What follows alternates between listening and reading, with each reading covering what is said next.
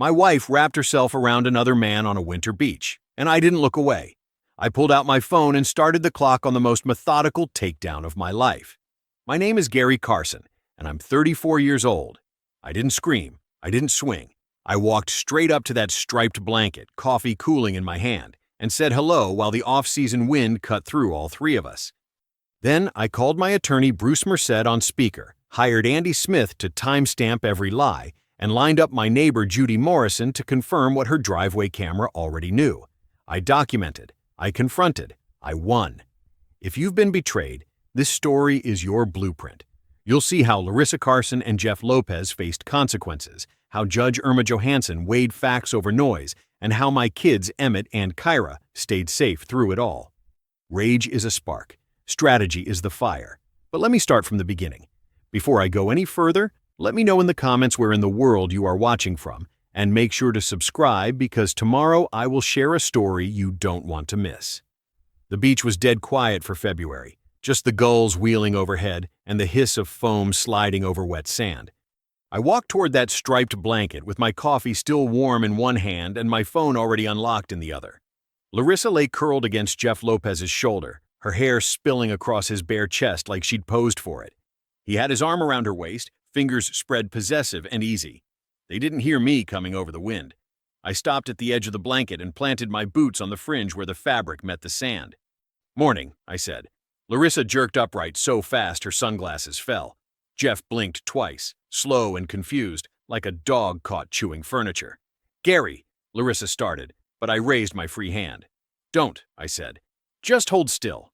I snapped 3 photos, close frame on her face, wide shot with Jeff's arm still frozen mid-reach, angle on the blanket showing the cooler, the 2 wine glasses, the hotel keycard peeking out of his jacket pocket. "What the hell are you doing?" Jeff said, finally awake. "Documenting," I said. "Stay put." Larissa scrambled to her knees. "Gary, this isn't what it looks like." I looked at her dead on. "It looks like adultery with a man who can't afford a hotel room that doesn't require a keycard deposit." Jeff stood up, puffing his chest. "Back off, man." I didn't move. I just held his stare until his shoulders dropped half an inch. Then I pulled up Bruce Merced's contact and hit dial, speaker on, volume high enough that the wind wouldn't steal it. Bruce picked up on the second ring. "Gary, you all right?" "I'm at the shore," I said, calm and clear. "I just found my wife Larissa on a blanket with a man named Jeff Lopez. I have photographs. I need you to open a file today." Larissa's face went white. Jeff took a step back like the phone was a loaded gun. Bruce didn't pause. "Understood. Do not engage physically. Do not make threats. Document and leave. I'll have the retainer ready by noon." "Copy that," I said. "I'll be at your office at 1. I hung up and slid the phone into my jacket pocket. Then I knelt down, eye level with Larissa. "2 questions," I said. "How long and which days were my kids with a babysitter while you were here?" She tried to grab my phone. I caught her wrist, gentle, firm, and held it still. "Answer." Her voice cracked. 6 months. I let go and stood. The furnace in my chest roared, but my voice stayed flat. "Good. That's enough timeline for a judge." Jeff finally found his courage. "You don't know what you're talking about. She needed honesty." I cut him off. "You're a guest star, Jeff. You'll be cut before lunch." I turned to Larissa. She was crying now, mascara streaking. I used to fix that. Not anymore. "Next contact goes through my attorney," I said. "Don't text. Don't call. Don't show up at the house unless you're picking up clothes with a police escort." I walked back across the sand, slow and deliberate, letting every step sink in. The gulls screamed overhead. The ocean kept rolling. My coffee was cold by the time I hit the parking lot. I drove straight home and checked the kitchen calendar. Emmett's soccer practice ended at 4:30. Kira's preschool dismissed at 3. I had 2 hours to stabilize the routine before either of them sensed the earthquake. I texted Cody. "Need to talk? Might need overnight readiness if things escalate. I'll explain soon." His reply came back in 30 seconds. "Ready? Call any time." I sat at the kitchen table and stared at the photos on my phone. Larissa's face, Jeff's smirk, the blanket, the keycard. I didn't feel sad. I felt sharp. At 11:40 that night, my email chimed. Subject line: temporary custody and spousal support. Immediate attention required. Sender: Trixie Chang, Eskier, I opened the attachment. 3 pages of legalese wrapped around a single accusation. I had anger issues, I'd been verbally abusive, and Jeff Lopez was a stabilizing influence for the children during a volatile transition. The letter demanded temporary spousal support, suspension of my access to the joint accounts, and a restraining order pending a full hearing. I read it twice. Then I reached over, pressed record on the desk cam I keep for job site documentation, and looked straight into the lens. "My name is Gary Carson," I said. "It's 11:50 on February 16th. I just received a false accusation from Trixie Chang alleging anger issues and demanding spousal support for a wife I found committing adultery this morning. I have photos, I have a timeline, I have witnesses." I paused, let the silence settle. "I'm ready. Who files first tomorrow?" I woke before dawn. No alarm, just the weight of what came next pulling me out of sleep like a hand on my shoulder. I made coffee, sat at the kitchen table, and dialed Bruce on speaker. He picked up on the first ring. "Gary, you're early." "I'm forwarding an email from Trixie Chang," I said. "Restraining order bluff, spousal support demand, and a claim that I'm volatile. I'm also sending the beach photos, the audio from yesterday's call, and a timeline I put together last night." Bruce was quiet for 3 seconds. Then, "Forward it now. I'll have a response drafted by 9 and a consult slot open at 10. Can you make it downtown?" "I'll be there," I said. "Good. Don't reply to Larissa. Don't reply to Chang. Don't engage Jeff if he reaches out. You're doing this right. Keep it that way." I hung up and sent the files. Then I walked upstairs, woke Emmett, and got Kira dressed. Routine first. Panic never. Emmett asked me at breakfast if Mommy was coming home today. I kept my voice steady. "Not today, buddy, but you'll see her soon." He nodded and went back to his cereal. Kira hummed and colored a dragon purple. I watched them both and reminded myself why I was doing this. Not for revenge, not for pride, for them. I dropped Emmett at school, walked Kira into preschool, and made sure her teacher saw me smile. Then I drove downtown to Bruce's office. Bruce Merced doesn't do small talk. He shook my hand, gestured to a chair, and slid a yellow legal pad across the desk. "Here's the situation," he said. "Chang's letter is theater. No judge signs a restraining order based on anger issues without evidence of threats or violence. But she's testing you, seeing if you'll react emotionally and give her ammunition." "I won't," I said. "I know. That's why we're filing first. Custody petition with a request for temporary primary placement, asset protection motion to freeze joint accounts pending review, and a fraud claim tied to financial dissipation if we find anything irregular." He tapped the pad. "You need evidence. I need it clean, time-stamped, and corroborated. Can you get it?" I pulled out my phone and opened the notes I'd made at 4 a.m. "I have a neighbor who saw Jeff's car in my driveway on nights Larissa said she was at yoga. I have parking receipts from the beach lot. I have a hotel near the shore that might have a ledger with Jeff's name on it. And I have bank statements that show transfers I didn't authorize." Bruce leaned back. "That's a start. You need a private investigator to pull the receipts, the footage, and the ledger. I can recommend someone." "Do it," I said. He scribbled a name and number on the pad and slid it over. "Andy Smith, former insurance fraud investigator. He's quiet, methodical, and obsessive about timestamps. Call him today. Tell him I sent you." I folded the paper and stood. "What else?" "Get a statement from your neighbor. Handwritten is fine, but dated and signed. Then pull every bank statement from the last 6 months and highlight any transaction you didn't make or approve. Bring it all to me by Friday." "I will," I said. Bruce stood and walked me to the door. "One more thing, Gary. Don't let Larissa bait you into a conversation. If she reaches out, assume it's recorded. Assume it's a trap." "Understood," I said. I called Andy Smith from my truck. He answered with a flat, professional tone that reminded me of a surgeon prepping for a case. "Bruce Merced gave me your name," I said.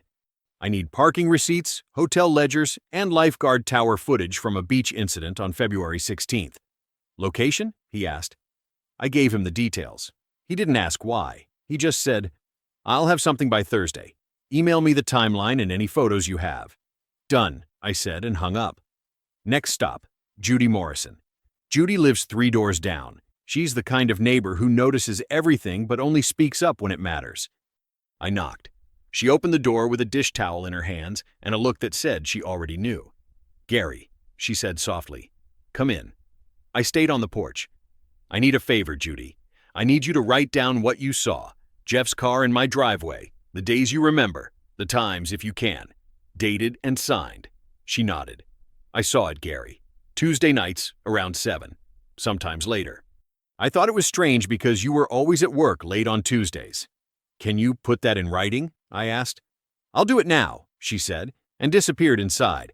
She came back 5 minutes later with a handwritten note on lined paper. Clear, precise, dated. I folded it carefully. Thank you. You're a good father, she said. Don't let anyone tell you different. I went home and pulled every bank statement from the last 6 months. I found them. Neat $400 transfers, twice a month, into an account I didn't recognize. I highlighted each one and printed the pages. At 4:30, my phone buzzed. Larissa, can we talk like adults? Coffee tomorrow at the cafe on Elm? I stared at the screen. Bruce's voice played in my head. Assume it's recorded. Assume it's a trap. I typed, I'll meet. For the record. I pocketed the phone, flipped on the recorder, and walked toward my truck. Tomorrow, I'd step through that cafe door, and if Jeff Lopez showed up in the window glass, I'd be ready. The cafe on Elm smelled like burnt espresso and old wood. I arrived 10 minutes early, claimed a corner table with a view of the door, and set my phone flat on the scarred surface. One tap, recorder running. Larissa walked in at exactly 9 a.m., wearing the cream sweater she knew I liked, and the expression she wore when she wanted something. Soft eyes, slight tremor in her hands. She sat across from me and started with a sigh. Gary, I'm glad you came. I've been thinking. Maybe we can settle this quietly, for the kids. I didn't touch my coffee. The kids weren't on your mind when you were at the shore with Jeff. She flinched, then pivoted. That was a mistake. I was confused. I wasn't thinking clearly. 6 months of confusion, I said. That's a long stretch. Her eyes welled. Can we be adults about this? Split custody, fair support, and move on? I leaned forward. Here's what adult looks like. Primary physical custody to me. Supervised visitation for you until the compliance review. You sign off on the adultery claim, and I waive the financial dissipation demand. She blinked. You can't be serious. I'm dead serious, I said. You lied to Emmett about where you were going. You told Kira her father might leave. You bled grocery money into a separate account while I worked overtime to cover what you were stealing. So no, split custody isn't on the table. Larissa's face shifted. The softness fell away. She laughed, short, bitter, and loud enough that the barista glanced over. You think a judge will give you everything? She said. You're a contractor, Gary. You work 60-hour weeks. I'm their mother. I'm the one who actually parents. I didn't raise my voice. I just let the recorder capture the laugh, the tone, the sneer behind the words. You're done, I said, and stood. She reached for my wrist. I pulled back. Next contact goes through Bruce. Sign the agreement or don't. Either way, you lose. I walked toward the door. Jeff Lopez stood outside, leaning against the brick wall like he belonged there. I stopped 2 feet from him and kept my voice low and clear. I'll see you at disclosures, I said. He straightened. What's that supposed to mean? It means your hotel receipts, your time card logs, and your text messages are all going into a file with your name on it. And when the judge asks Larissa who influenced her decision to hide money and neglect pickups, your face will be in the exhibits. Jeff's jaw tightened. You don't know what you're talking about. I know you parked in my driveway on Tuesday nights while I paid your girlfriend's mortgage, I said. That's enough. I walked past him. He didn't follow. I drove straight to Bruce's office. He was waiting with a yellow legal pad and a timeline sketched in blue ink. How'd the cafe go? He asked. She laughed when I offered supervised visitation, I said. I recorded it. Bruce nodded. Good.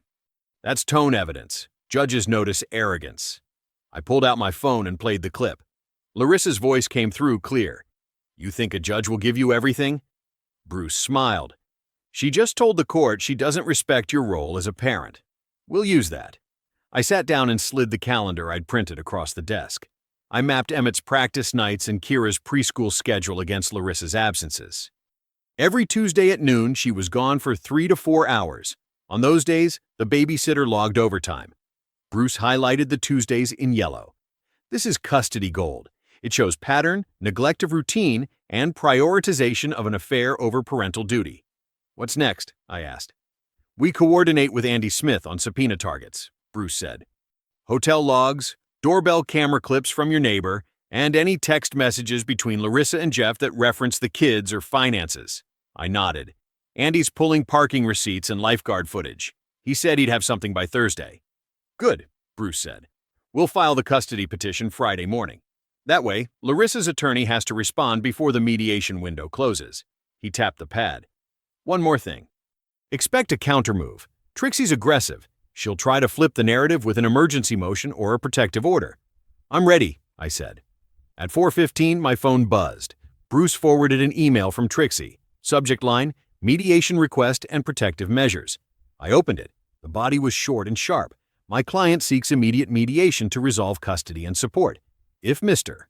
Carson refuses reasonable terms, we will file for protective measures to ensure the children's safety and emotional stability. I read it twice. The threat was clear. Agree to her terms or face a public fight framed around false allegations. I forwarded the email back to Bruce with one line. Mark the date. I'll be there. Then I called him. You see it? I asked. I see it, Bruce said. She's trying to scare you into settling before we file. Will it work? I asked. Not if you stay calm and bring the evidence, he said. Mediation isn't a courtroom, but it's still on the record. If she makes threats, we document them. If she lies, we correct her with facts. I sat at my kitchen table and stared at the calendar. The mediation date was circled in red. March 12th. I said it out loud just to hear the words. I measure twice and cut once. Who blinks in that room? The answer was already forming. Not me. Andy Smith showed up at my house just after noon. He carried a black binder under one arm and a paper coffee cup in the other hand. No small talk, no pleasantries, just the way I liked it. Everything's time-stamped, he said, setting the binder on my kitchen table. Beach parking receipts, hotel ledger entries for Lopez, and 3 angles from the lifeguard tower camera. I flipped it open. The first page showed a receipt from the beach lot dated February 4th at 11:17 a.m. The second was a hotel entry. Lopez, J., room 214, check-in 1:42 p.m. The third was a grainy still from the tower showing Larissa's car parked in the south lot at 11:50. This is clean, I said. Andy nodded. Cross-reference it with her calendar. If she told you she was somewhere else on those dates, the timeline breaks her story. I pulled Larissa's shared calendar from my phone and laid it next to the binder. February 4th, yoga, 11 a.m. I highlighted the entry in yellow and wrote beach lot receipt, 11:17 in the margin. I kept going. March 2nd, errands. Hotel ledger showed Lopez, J. Check-in, 12:15 p.m. I highlighted it. March 9th, meeting downtown. Parking receipt showed her sedan 2 blocks from the hotel at 12:40. Every lie had a timestamp. I overlaid the calendar against Emmett's practice schedule and Kira's preschool pickups. On February 4th, Emmett had early dismissal at 1:30. The babysitter logged 3 hours. On March 2nd, Kira had a doctor's appointment at 2. Larissa missed it. I'd taken her myself after getting a frantic call from the sitter. I wrote it all down in clean block letters. Pattern of absence during childcare windows. Prioritization of affair over parental duty. Andy finished his coffee and crushed the cup. You need anything else? Not from you, I said. This is enough to bury her. He almost smiled. Good luck in there. At 2 o'clock, I walked next door to Judy Morrison's house. She answered with a dish towel in her hands and a knowing look on her face. You here for the statement? She asked. If you're still willing, I said. She nodded and led me to her kitchen table. I'd already drafted the language with Bruce. Simple, factual, dated. Judy read it twice, then signed at the bottom. I saw his car in your driveway on Tuesday nights, she said. Dark blue sedan, dented bumper. Larissa told me once it was a friend helping her train for a race. What time? I asked. Usually around 7, she said. He'd leave by 10, sometimes later. I didn't think much of it until I saw them together at the grocery store one afternoon. The way they stood. Too close, you know? That's when I started paying attention. I thanked her and took the signed statement. She walked me to the door and put a hand on my arm. You're doing the right thing, Gary, she said. Those kids need stability, not secrets. I nodded. That's the plan. I scanned everything and sent it to Bruce in a single email with the subject line, Mediation folder, complete. Then I printed a clean copy, slid it into a navy folder, and labeled the tab in bold, Accept or Proceed. At 6:30, Emmett and Kira sat at the kitchen table with me. I'd made mac and cheese. Nothing fancy, just routine. Are we going to Mommy's this weekend? Kira asked. Not this weekend, I said. But you'll see her soon. Emmett looked at me with those serious eyes he inherited from me. Is Mommy in trouble? I chose my words carefully. Mommy and I are working out some grown-up stuff. It's not your job to fix it or worry about it. Your job is school, practice, and being a good brother. He nodded slowly. Okay. Kira spun her fork. Can we paint my room next? Storm blue like Emmett's? I asked. She grinned. Pink storm blue. I smiled. We'll see. After dinner, I tucked them both in. Kira fell asleep fast. Emmett stared at the ceiling for a while, then asked, Dad, are you mad? Not at you, I said. At Mommy? I sat on the edge of his bed. I'm working on fixing things so they're fair. That's all you need to know. He nodded and closed his eyes. I stayed until his breathing evened out. Mediation morning came cold and bright. I wore a pressed blue shirt and carried the folder in one hand. Bruce met me in the lobby of the municipal building. You ready? He asked. I'm ready, I said. We walked toward the conference room. Jeff Lopez stood in the hallway, pacing near the water fountain. He saw me and stopped mid-step. I didn't look at him. Trixie approached from the opposite end, heels clicking, tight smile already in place. She extended a hand. Mr. Carson, she said. I didn't take it. Counselor. Bruce opened the door. I walked in first and set the folder on the table, label facing Trixie's empty chair. She sat down. Larissa followed, pale and silent. I stayed standing and looked at Trixie directly. I start with custody, I said. Who wants to start with lies?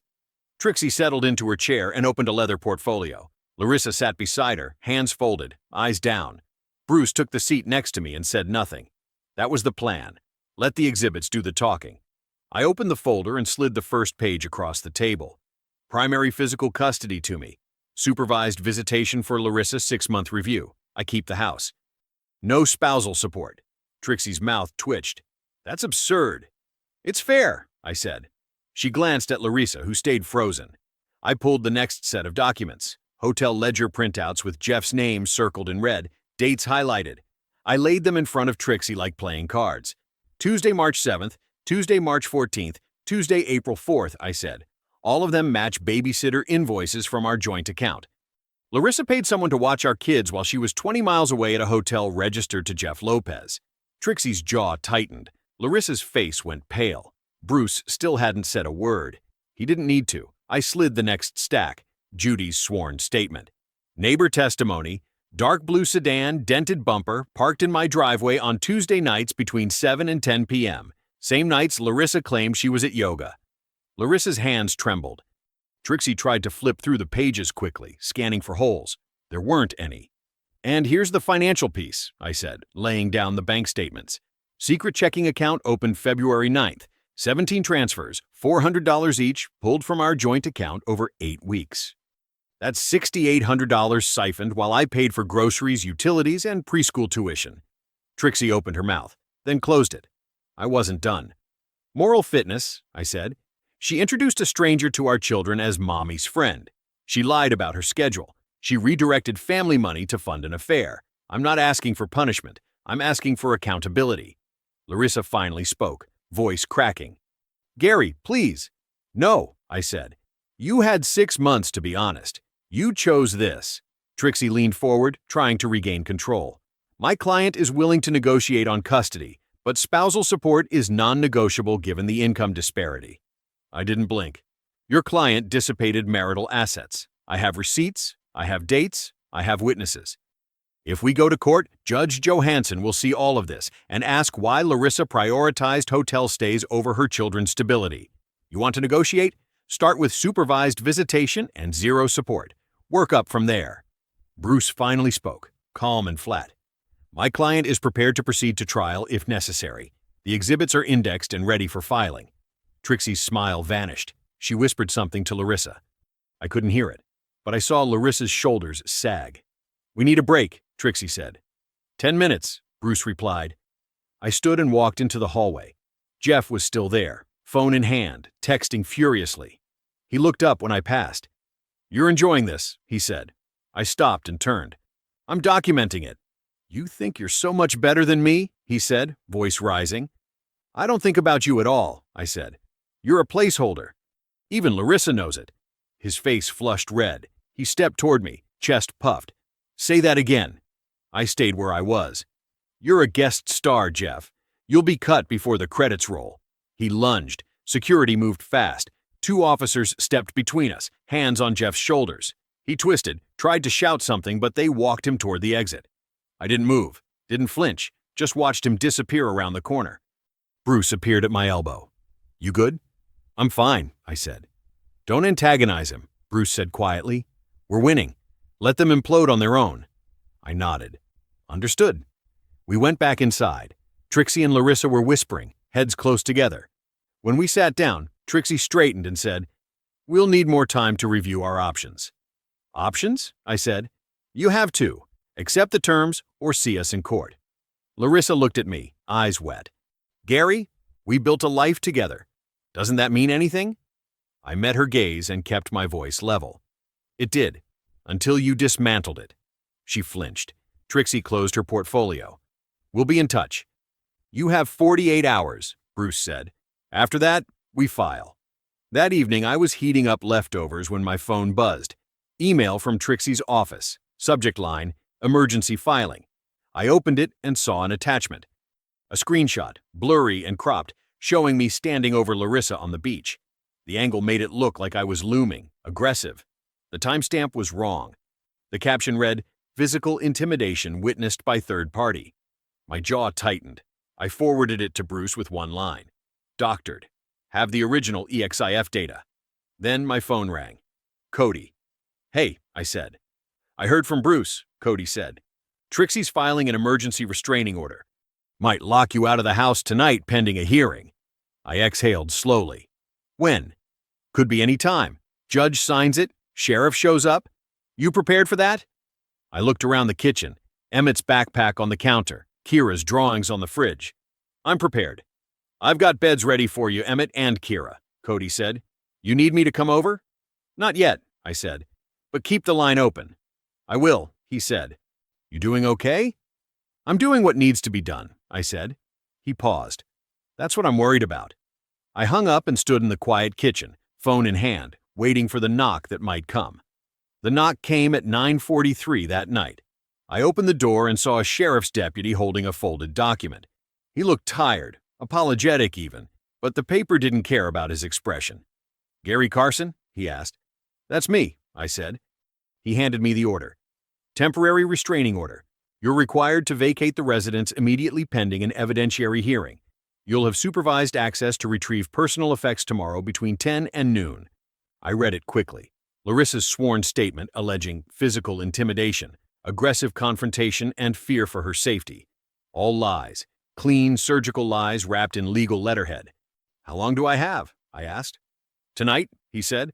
I can give you an hour to pack essentials. I nodded. Understood. He waited on the porch while I went inside. I didn't slam anything, didn't curse. I just moved. I woke Emmett first, kept my voice calm. Hey, buddy. We're going to Uncle Cody's for a few nights. Pack your backpack, clothes, toothbrush, your blue blanket. He blinked, sleepy and confused. Why? Because I need to take care of some grown-up stuff, I said. But you'll still go to school tomorrow. Everything stays the same. He nodded and started packing. I went to Kira's room next. She was already awake, standing in her pajamas, clutching her stuffed rabbit. Daddy, she whispered. We're going on a little trip, I said, lifting her onto my hip. Uncle Cody's making pancakes in the morning. She smiled. Chocolate chips? I'll make sure of it, I said. By 10:30, we were in the car. I called Cody on the way. We're heading to you. Beds are ready, he said. You okay? I'm fine, I said. Kids are fine. This is temporary. You need anything else? Just a quiet place to think, I said. When we arrived, Cody met us at the door. He took the bags without a word, got Emmett and Kira settled in the guest room, and then sat with me in the kitchen. What's the play? He asked. Counter-Strike, I said. Bruce and Andy are meeting me at dawn. We're going to pull every piece of evidence that proves this is fabricated. Cody poured coffee. You sure you're not too close to this? I looked at him. I'm exactly close enough. He nodded. Then go get them. 5:15 the next morning, I met Bruce and Andy at a diner 2 blocks from the courthouse. Bruce had already printed the opposition framework. Andy had the EXIF data from the beach photos pulled up on his laptop. Original timestamp shows 5:42 p.m., Andy said, tapping the screen. Her screenshot claims 5:58. She cropped and altered the metadata. Can you prove that in court? I asked. I can testify to it, Andy said, and I can show the raw file with embedded GPS coordinates. Bruce slid a folder across the table. I've also got the lifeguard tower footage. The angle shows you standing 3 feet away, hands at your sides. No contact, no aggression. I opened the folder and saw the still frame. Me, upright and composed, Larissa seated on the blanket. It was exactly what happened. And the audio? I asked. Bruce tapped another file. Your speakerphone call to me from the beach. Clear, calm, no raised voice. I've had it transcribed. 16 minutes of measured conversation while she and Jeff sat there listening. I felt something tight in my chest loosen. Not relief, just clarity. What about the cafe? I asked. I pulled your recording, Bruce said. Larissa laughs when you offer settlement, mocks the idea of supervised visitation. We've got the transcript printed. I looked at both of them. When's the hearing? Judge Johansson calendared it for tomorrow morning, Bruce said. Expedited review. She doesn't like emergency orders based on thin evidence. Good, I said. Andy closed his laptop. I've also notified Judy Morrison. She'll appear if needed. She will be needed, I said. I want every witness on record. Bruce nodded. We'll file the opposition this morning. Full exhibits. Request for immediate reinstatement of access pending the hearing. Do it, I said. The next morning I stood in the courthouse restroom, adjusting my tie in the mirror. The fluorescent light was harsh, clinical. I could see every line in my face, every hour I hadn't slept. But I didn't look beaten. I looked sharp. Bruce stepped out of a stall behind me, washed his hands. You ready? I'm ready, I said. He studied my reflection. Remember? Answer what's asked. Don't volunteer. Let the exhibits do the work. I won't argue the lie, I said quietly. I'll disassemble it. Bruce smiled, just a fraction. That's the plan. I straightened my collar one last time, picked up the folder Andy had prepared, and walked out into the hallway where Trixie and Larissa were already waiting. The courtroom was smaller than I expected. Functional. Cold light, plain benches, a flag in the corner that hadn't moved in years. I sat at the counsel table next to Bruce, hands folded, watching Trixie arrange her files like she was setting a stage. Judge Johansson entered without ceremony. We all stood. She sat, we sat, and she looked straight at Trixie. Counselor, you filed an emergency motion alleging physical violence. Present your evidence. Trixie rose, pulling the screenshot onto a display monitor. Your Honor, this image shows the respondent in an aggressive stance toward my client on the date in question. Mrs. Carson felt threatened and unsafe. I looked at the screen. The cropped photo showed me standing near the blanket, but the angle was tilted, the timestamp blurred in the corner. It looked menacing if you didn't know what happened before or after. Judge Johansson studied it. When was this taken? 5:58 p.m., Your Honor, Trixie said. Bruce stood. Your Honor, may I respond? Go ahead, Mr. Merced.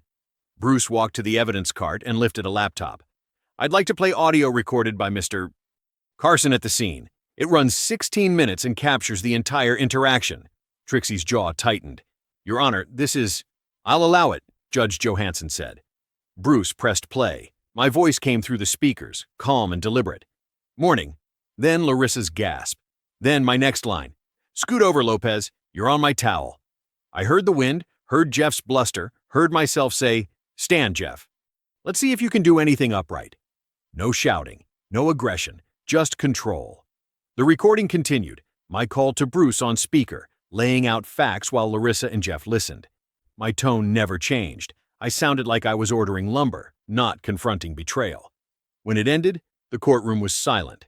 Judge Johansson looked at Trixie. Counselor, your timestamp says 5:58. The audio metadata shows 5:42. Explain the discrepancy. Trixie hesitated. Your Honor, I'm relying on my client's recollection. Your client's recollection conflicts with recorded evidence, Judge Johansson said flatly. Continue, Mr. Merced. Bruce called Andy to the stand. Andy walked up, sworn in, and spoke in his quiet, methodical way. I analyzed the original photograph, Andy said. The XIF data shows it was taken at 5:42 p.m.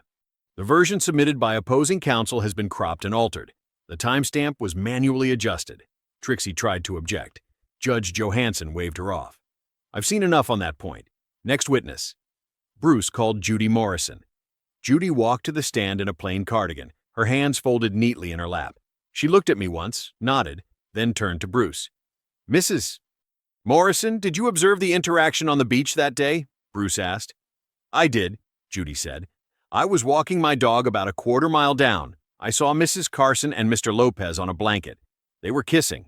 Trixie stood. Your Honor, this is irrelevant to the motion. It's relevant to credibility, Bruce said. Mrs. Carson claims she was afraid of my client. Mrs. Morrison will testify she was affectionate with another man moments before Mr. Carson arrived. Judge Johansson nodded. Continue, Judy did. They kissed twice that I saw. Then Mr. Carson walked up. I watched him stand there, speak calmly, and take a photo.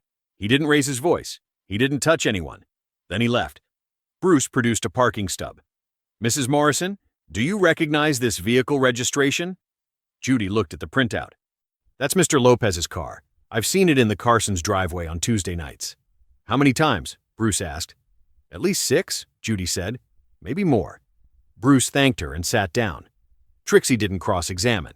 Then Bruce called me. I walked to the stand, raised my right hand, swore to tell the truth. I sat and waited. Bruce kept it simple. Mr. Carson, did you shove, threaten, or physically intimidate your wife on the beach? No, I said. Why did you approach her that day? Because I wanted the truth, I said, and I wanted it documented. Did you raise your voice? No. Did you make any threats? No. I told her the next contact would be through counsel. Then I left. Bruce paused. Why are you seeking primary custody? I looked at Judge Johansson. Because my children need stability. They need a parent who shows up on time, tells the truth, and doesn't introduce strangers into their home while calling it friendship. I've documented every absence, every lie, every dollar my wife moved without telling me. I'm not asking for revenge. I'm asking for what protects Emmett and Kira. From the gallery, Jeff's voice broke through. That's bull. The bailiff stepped toward him. Sir, sit down or you'll be removed. Jeff sank back into the bench, face red. Judge Johansson's expression didn't change, but I saw her eyes flick toward him, then back to me. Bruce nodded. No further questions. Trixie stood for cross. Mr. Carson, isn't it true you were angry that day? Yes, I said. And you confronted my client in public. I spoke to her in a public place, I said. There's a difference. Trixie's tone sharpened. You recorded her without consent. I recorded a conversation I was part of, I said. That's legal. She tried again. You've taken control of the children's schedules, isolated my client. I've maintained their routines, I said. School, practices, bedtime. The same routines your client abandoned on Tuesdays for 6 months. Trixie sat down. Judge Johansson looked at both tables. I'm going to recess to chambers. I'll have a ruling within the hour. She stood. We stood. She disappeared through the side door. I turned to Bruce and whispered, I expect dismissal and sanctions. What does Trixie reach for now? Bruce glanced at Trixie's table. She was whispering furiously to Larissa, both of them pale. Nothing, Bruce said quietly. She's out of moves. 53 minutes later, the bailiff opened the chamber door. Judge Johansson walked back to the bench, settled into her chair, and opened a thin folder. She didn't look up right away. When she did, her eyes swept the room once, taking in Trixie, Larissa, Bruce, me, and the handful of people still seated in the gallery. I've reviewed the submissions, the testimony, and the exhibits, she said. Her voice was level, unrushed. The emergency motion for exclusive occupancy is denied. The alleged incident lacks credible support. The photographic evidence provided by the respondent contradicts the petitioner's claim. The audio recording demonstrates measured speech, not aggression. Larissa's hand went to her mouth. Trixie's pen stilled on the legal pad. Judge Johansson continued. Mr. Carson will resume occupancy of the marital residence effective immediately. The children will return to their established routines under his care. I'm scheduling a full custody determination hearing for 3 weeks from today. That hearing will address moral fitness, financial dissipation, and the best interests of the minor children. She closed the folder. We're adjourned. The gavel cracked once. I stood slowly. My chest felt tight. but my hands were steady. Bruce leaned close. "You won this round clean." I nodded. "What's next?" "We prep for the big one," he said. "Full custody. She'll come harder." "Let her," I said. Trixie gathered her files without a word. Larissa sat frozen, staring at the table. I didn't look at her. I walked past counsel table, through the bar and into the aisle. Jeff was gone from the gallery. Smart move. 3 weeks felt like 3 days. Bruce and I built the case like a foundation, layer by layer, each piece locked into place. Andy delivered more hotel receipts, more driveway timestamps, more transfer logs. Judy signed an affidavit. I compiled every school event Larissa missed, every practice she skipped, every babysitter invoice that lined up with a Tuesday afternoon. When the custody hearing came, I wore the same tie I'd worn to the lockout hearing. Same posture, same calm. Judge Johansson heard it all. The affair timeline, the secret account, the lies Emmett heard about Daddy leaving, the introduction of Jeff to Kyra as Mommy's friend. Trixie tried to paint me as controlling. I let the documents answer. Bruce called me to the stand one more time. "Mr. Carson," he said, "what do you want for your children?" "I want them to see that honesty matters," I said. "That showing up matters. That love isn't a performance. It's consistency." Judge Johansson took notes. Trixie objected twice. Both times the judge overruled. When the ruling came, it was swift. Primary physical custody to me. Supervised visitation for Larissa, 6 months with compliance review. No spousal support due to marital misconduct and financial dissipation. The house stayed mine. Larissa was ordered to repay a portion of the siphoned funds within 90 days. I sat still and let it land. Trixie whispered something sharp to Larissa. Larissa's face crumpled, but she didn't cry, not in front of the judge. As I gathered my folder, Bruce leaned in. "There's one more thing. Andy filed a subpoena with Jeff's employer yesterday. Time card irregularities. Hotel charges listed as client development. HR's opening an internal review." I looked at him. "When?" "Already started," Bruce said. "He'll know by end of week." I nodded. "Good." I walked out into the corridor, past the marble columns and the polished floors. My phone buzzed in my pocket, but I ignored it. The elevator bank was ahead, silver doors gleaming under fluorescent lights. Then I heard her voice. "Gary." I stopped, turned. Larissa stood 10 feet away, her coat pulled tight, her face pale and taut. Trixie was nowhere in sight. "You ruined me," she said. Her voice shook, but the anger underneath was sharp and clear. I let the silence stretch for a beat. Then I stepped closer, not threatening, just present. "No," I said. "You ruined yourself. I just refused to carry it for you." Her mouth opened, but nothing came out. I turned and walked to the elevator, pressed the button. The doors slid open, and I stepped inside. As the doors began to close, my phone buzzed again.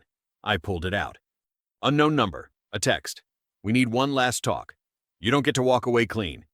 I read it twice. Then I stepped back out of the elevator, walked to the nearest security camera mounted above the hallway, and held the phone up so the screen faced the lens. I took a screenshot, then another, and forwarded both to Bruce with a single line. "Jeff Lopez, new number, veiled threat." Bruce replied in seconds. "Logged. Don't respond." I pocketed the phone and walked back to the elevator.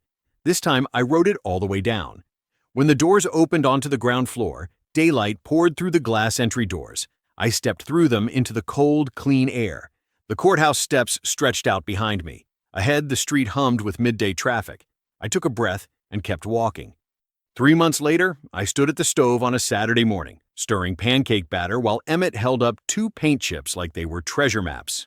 "Storm blue or midnight blue?" he asked. I glanced over. "Which one looks like the sky before the rain hits?" He squinted at both, then tapped the darker one. "This one." "Storm blue it is," I said. "We'll start after breakfast." Kira came running through the kitchen, her socks sliding on the tile. "Daddy, the bike!" I set the spoon down. "All ready?" "I'm ready!" she shouted, bouncing on her toes. I wiped my hands on a towel and followed her out to the driveway.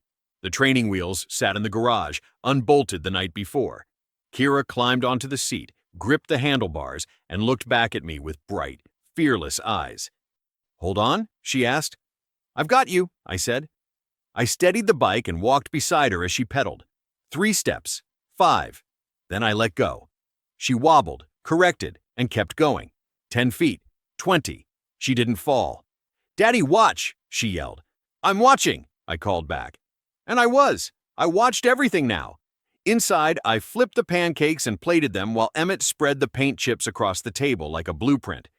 He'd been quieter these last few months, thoughtful, careful with questions, but the seriousness was easing. Last week he'd asked if we could build a birdhouse. We started sketching plans the same night. Kira came back in, flushed and grinning. "I did it without training wheels." "I saw," I said. "You're a natural." She climbed into her chair and reached for the syrup. Emmett slid a chip toward her. "What do you think, Kai?" "Storm blue?" She nodded, mouth full of pancake. I sat down across from them and let the morning settle. No rushing, no tension, just syrup and paint chips and the hum of a house that finally felt like ours again. The supervised visits were still happening. Every other weekend, 2 hours at a family center with a monitor present. Larissa showed up on time. She signed in, signed out, and didn't push boundaries. The compliance notes were bland and bureaucratic. Visit proceeded without incident. Children engaged appropriately. No concerns noted. Good. That was the line I'd drawn. Consequences, not cruelty. The kids needed stability, not a war zone. A week earlier, I'd run into Dave, a guy who used to work the same gym circuit as Jeff.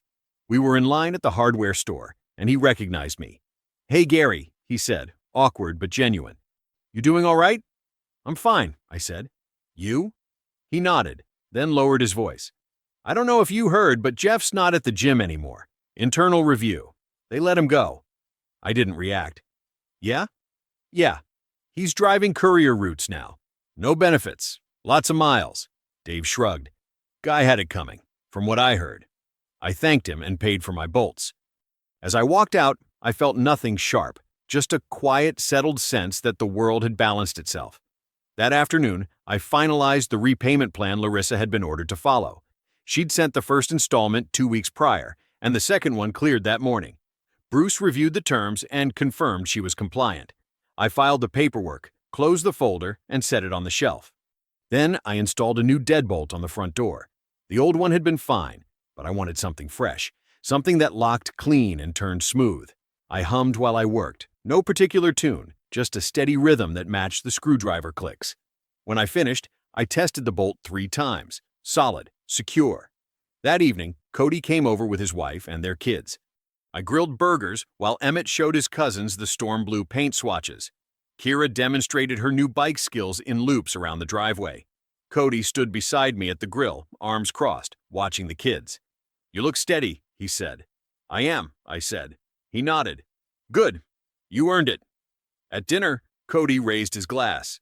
"Just water. Nothing fancy. To calm houses and honest doors," he said. I clinked my glass against his. "To both." The kids laughed at something across the table. Kira spilled her juice and didn't cry. Emmett helped her clean it up without being asked. I looked around the table and felt the weight I'd been carrying for months finally lift. After everyone left, I stepped out onto the front porch. The street was quiet, just streetlights and the low hum of distant traffic. The new deadbolt gleamed behind me. Inside, the kids were asleep in clean rooms with steady routines and no confusion about where they belonged. I leaned against the railing and looked out at the neighborhood I'd built a life in. Some of you listening have been there. The beach moment, the betrayal, the choice between retreating or standing firm. Maybe you're there right now, wondering if it's worth the fight. Let me tell you, it is. I took back the keys. I took back the calm. I took back my kids and my house and my peace, not with rage, not with violence, with precision, with patience, with every receipt and timestamp and recorded word. So here's my question for you. If tonight were your beach, if you walked up and saw the blanket, the lie, the person who swore they'd guard your life, what would your first measured move be? Think about it. Then act. Because justice doesn't shout. It files. It documents. It waits for the right moment, and then it lands clean. And when it does, the house is yours again. I believe stories such as this find us for a reason. If this one touches you, please subscribe. I share a new one every day. In the meantime, there are 2 stories on the screen that are even better.